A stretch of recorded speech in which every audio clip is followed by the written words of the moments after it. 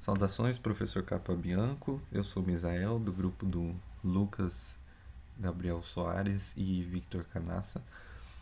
E eu vim apresentar para o senhor o nosso jogo, que é o Minigolf. Bom, eu vou falar um pouquinho do funcionamento do jogo. Ele tem alguns estados. O primeiro deles é você selecionar onde a bolinha começará a jogada. Então eu aperto o botão X aqui e eu seleciono onde a bolinha começa e a partir disso eu vou para o segundo estado, que é selecionar o ângulo na qual ela vai sair e fazer o percurso. Eu vou soltar em um ângulo específico aqui. Aqui, por exemplo, eu acertei as bombas do meio, um obstáculo do meio, então explodiu. É, Pode reparar que ele começou sozinho, né? Eu vou dar um outro exemplo, que se você jogar uma bolinha em um ângulo não muito inteligente, ela pode não chegar até o buraco. Esse é um exemplo, né? Que ela fica infinitamente presa aqui nesse laço. Só que depois que o relógio atinge o número 7 de 7 segundos, a bolinha ela volta à posição inicial. Então o jogo recomeça.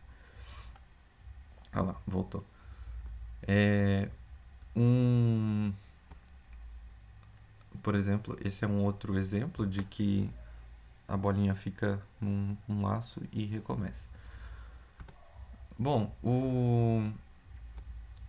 nós só fizemos alguns ângulos, né, pelo tamanho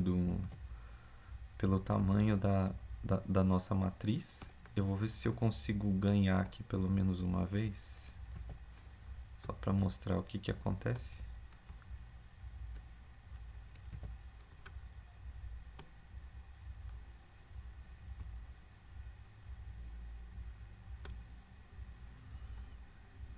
Por exemplo, aqui eu ganhei, né, porque a bolinha atingiu o buraco lá em cima. E aí o jogo ele dá uma pausa e depois ele reinicia, né? Que é o estado do jogo ter ganhado. Bom, o botão X ele é o único que faz alguma ação, além do reset, né? Nós temos o reset e temos o botão de controle X. Ele tem meio que um filtro aqui, que é um edge detector, que a ação do botão, o sinal só é enviado quando o botão é solto. Então, por exemplo, aqui eu estou apertando, ele não está mandando sinal, mas quando eu soltar, o fio aqui vai piscar, o fio piscou e aí a máquina mudou de status. Bom, como funciona o circuito, né?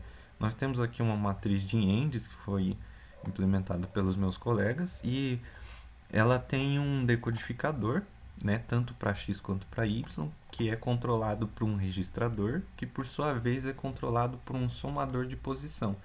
Aqui é como se fosse um seletor de ângulos que diz para a bolinha para onde ela tem que ir, né? Então aqui nós temos uma variação negativa em x, né? Variação positiva em x, é, e, e esse somador que ele controla qual que é o ângulo, né? Inclusive a gente tem aqui ligado, né, no ângulo a rosa dos ventos aqui, que é o nosso seletor de ângulos. E ele está direto aqui no conversor de ângulo, no registrador dos ângulos. Além disso, a gente tem um CI para colisões, que seria esse daqui, né? E esse CI de colisões, ele está ligado também num CI de mapa, né? Então nós temos aqui um CI para um mapa que, como devido ao nosso planejamento do projeto, essa matriz aqui ela não foi implementada com multiplexadores. Isso dificulta bastante, então nós optamos por não adicionar outros níveis por causa do tempo do projeto, mas a ideia era colocar um nível 2 e nível 3. A gente tem até o circuito do mapa, mas a gente não conseguiu colocar por causa do tempo, porque eu teria que alterar toda essa matriz e colocar multiplexadores, né? Então por isso a gente não fez essa implementação. Na verdade, como a gente fez o circuito antes da aula de máquina de estados, eu poderia ter uma máquina de estados para controlar os níveis, e um registrador associado também, que eu conseguiria dizer em qual nível o jogador está, se ele foi para o 1, se ele foi para o 2, ou se ele continua no mesmo nível. É, então, aqui o que nós temos de máquina de estado que foi implementado por último é o estado, da bolinha, né? Que é o que a gente, por exemplo, aqui nós estamos no estado B, que é o estado para selecionar os ângulos. Se eu apertar o controle mais uma vez, ele. Só um minuto.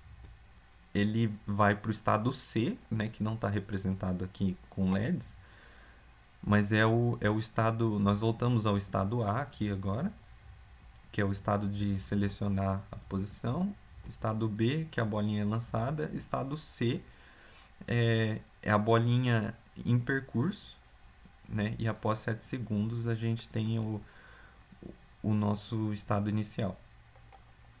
Bom, então o circuito é majoritariamente dividido entre o controle dos ângulos, o colisor, a nossa matriz, nós temos o circuito para o mapa e nós temos essa máquina de estados, ela é bem pequena aqui. Nós temos essa máquina de estados que ela controla o estado do nosso jogo.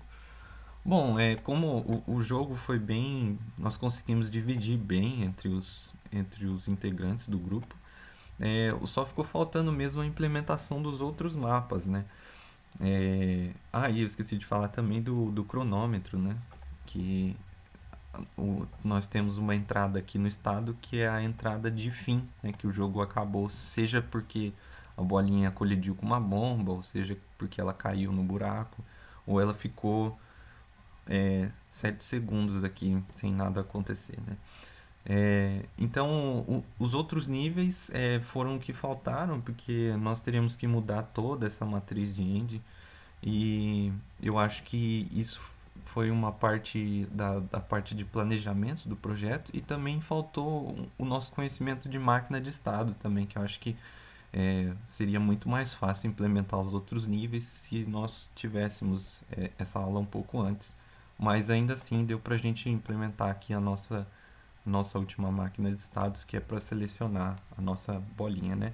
Uma última mudança também, desde a última vez que nós nos falamos, é que a bolinha agora ela veio para a terceira linha, antes ela começava na primeira, mas é mais interessante que ela comece na terceira, porque nós temos jogadas como, por exemplo, mandar para trás, né? E você consegue um pouco mais de flexibilidade nos ângulos, digamos assim. Bom, é isso, esse foi o nosso projeto e muito obrigado pela oportunidade.